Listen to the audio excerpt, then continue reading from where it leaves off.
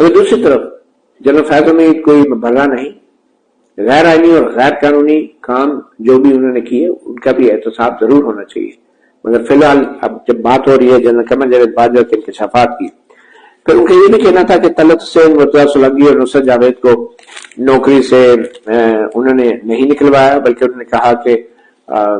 तलत हुसैन को तो जनरल फैज ने नौकरी से निकलवाया और फिर मुर्तजा सोलंकी और नुसरत जावेद को उनका ये दावा था कि नौकरियों से नहीं निकलवाया, मतलब मैंने नहीं निकाला। अब ये नहीं बताया उन्होंने कि किसने निकलवाया फिर नुसरत जावेद को और तलत हुसैन को, उन्होंने कहा मैंने नहीं निकाला। और फिर आगे जाके ये भी कहते हैं कि कई लोग शाह से ज्यादा शाह के वफादार होते हैं, वो निचले लेवल पे लोग कर जाते हैं। ये एक आर्मी चीफ, एक कमांडर ये सोच भी सकता है कि वो फौज के डिसिप्लिन के अंदर निचले लेवल पे कोई चिड़ी भी पर मार जाए अपने कमांडर की इजाजत में, ये है डिसिप्लिन की सूरत हाल।